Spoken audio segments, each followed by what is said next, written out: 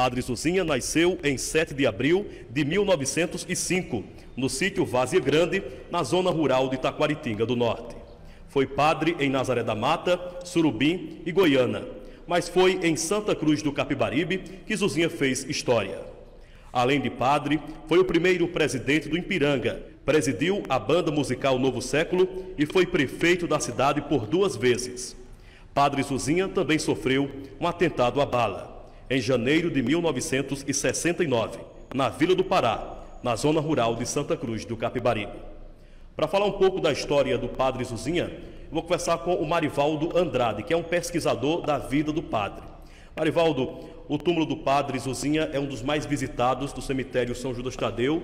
Isso se deve à popularidade que Padre Zuzinha tinha aqui na região.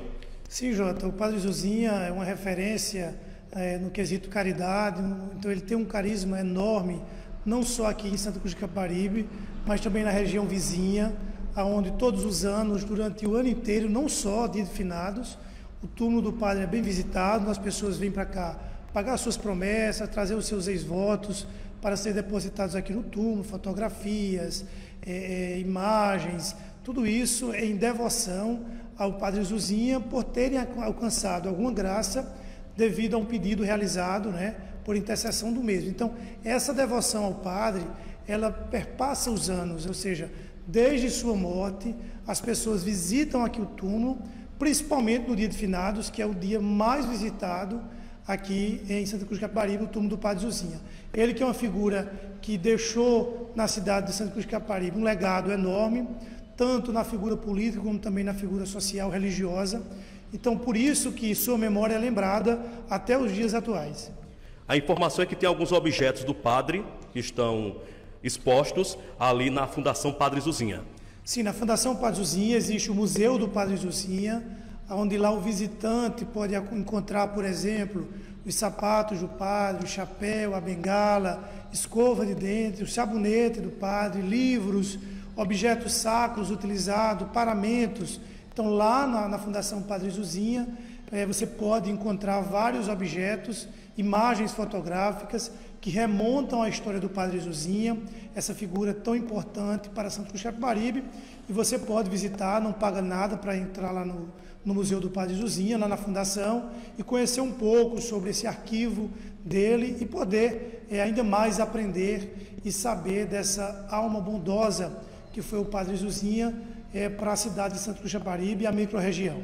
Ô Marivaldo, após 48 anos da morte do Padre Zuzinha, aconteceu a exumação do corpo dele aqui no túmulo.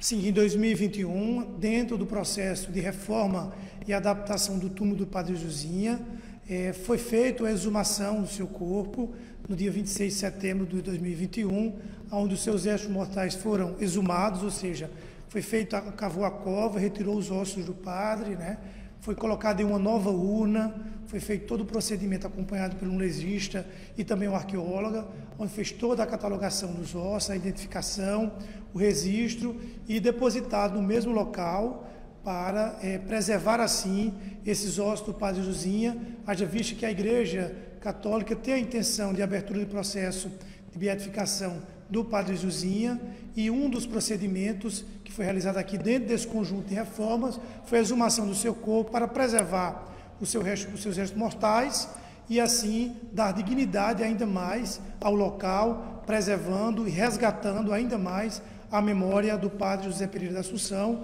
o Padre Zuzinha. Existe a possibilidade do padre ser reconhecido pela Igreja Católica como santo do povo? Vai depender justamente do levantamento processual, vai depender do levantamento de milagres, Ao longo é um processo que requer tempo, requer paciência, a igreja é sábia diante de todos esses levantamentos, e assim esse processo, assim que foi iniciado justamente esse processo através da Diocese de Caruaru, que a gente espera que o mais breve possível seja iniciado, para que futuramente, diante dos relatos e diante da história do Padre Zuzinha, a igreja assim possa reconhecer, já que o povo o reconhece como santo. Não é à toa que aqui, dentro da capelinha, do túmulo do Padre Zuzinha, encontra-se várias histórias, vários ex-votos de testemunhos de pessoas que alcançaram milagres e graças por intermédio do Padre Zuzinha, e assim nós ficamos confiantes e acreditamos que um dia a igreja irá fazer esse levantamento e também realizar a abertura do processo oficial para a canonização do Padre Zuzinha. Para falar da vida política do Padre Zuzinha, eu vou conversar com o radialista e professor J. Oliveira. Professor, quais as circunstâncias que levaram o padre para ser candidato a prefeito naquele ano? O Padre Zuzinha, ele não era de política. O Padre Zuzinha, ele tinha uma vida social bastante ativa, como ele sempre levou, né, de ajuda a pessoas carentes. E houve um movimento. Raimundo Aragão vinha desde Santa Cruz, emancipada, comandando. Quando não foi ele, foi Pedro Neves, o eleito.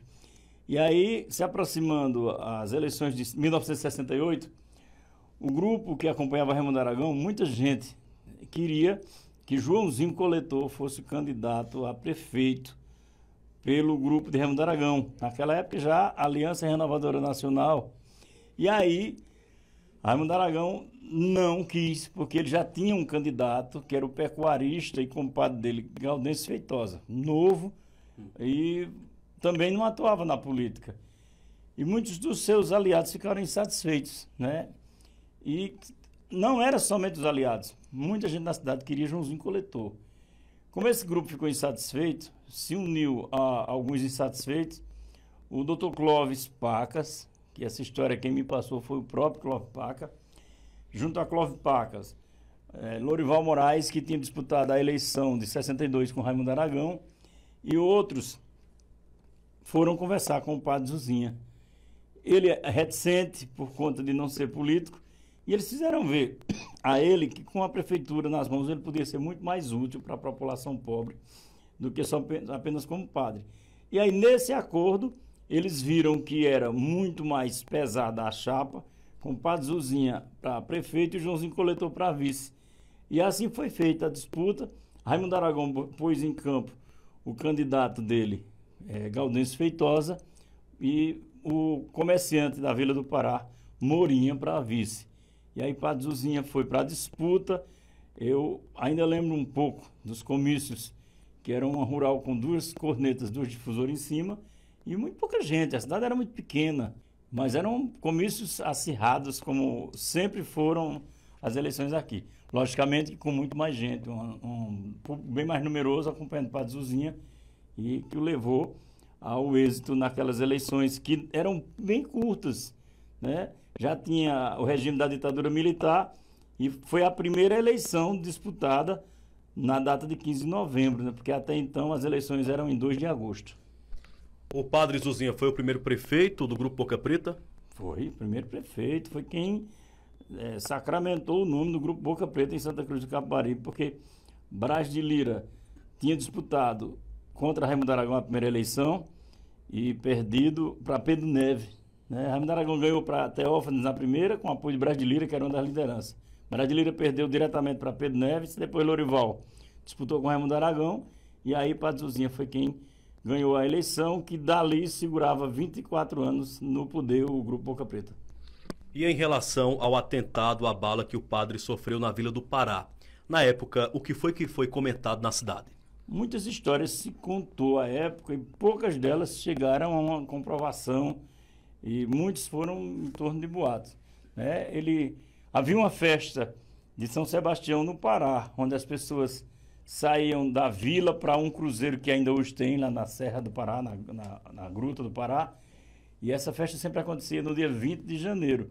E ao lado da igreja, Padre Zuzinha foi baleado por uma senhora chamada Maria Barros. E aí houve histórias que havia mandantes no meio, que outros diziam que era um crime passional. E assim, Padre Zuzinha, na realidade, escapou por um triz, que eu lembro que uma época foi dito que a mulher não sabia atirar, quando na realidade a mulher, por muito pouco, não acertou a veia, a femoral do padre. E ele ficou por muito tempo, inclusive a posse dele só veio a acontecer depois, 60 dias após a data, que naquele tempo a posse ocorria no dia 31 de janeiro. E somente no começo de abril é que o Padre Zuzinha tomou posse. De muletas, foi que ele tomou posse para assumir o Palácio Municipal, que era na Avenida 29 de Dezembro, onde hoje funciona a Escola Padre Zuzinha. E para fechar essa reportagem, eu converso com uma pessoa que teve contato direto e conviveu com o padre Zuzinha. Dona Inácia, como era a convivência? A senhora como devota, como fiel ali na Igreja Católica com o padre? Olha, eu era muito próxima dele. Às vezes eu ia para Caruaru com ele quando precisava de ir para o médico. Ele me levava no jipe, o motorista com ele. E ele era uma pessoa extraordinária.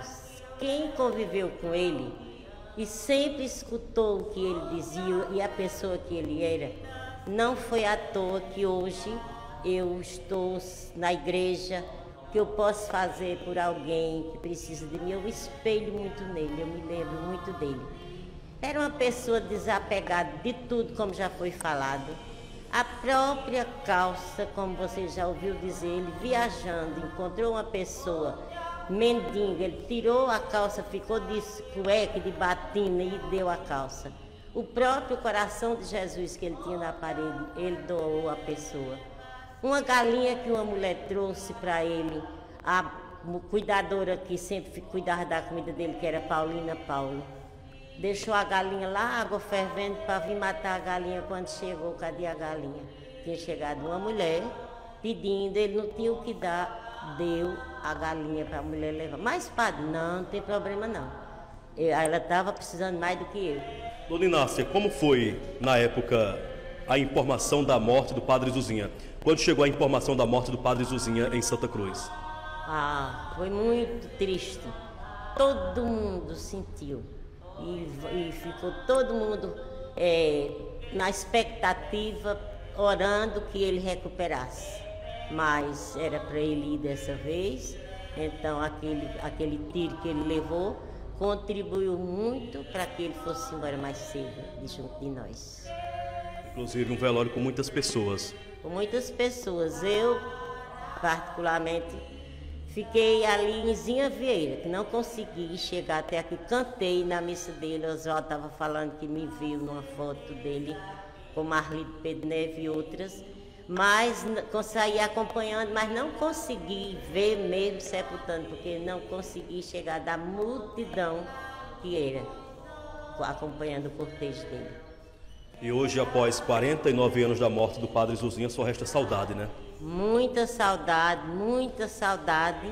Não existe no mundo mais uma pessoa igual a padre Zuzinha, acho que não.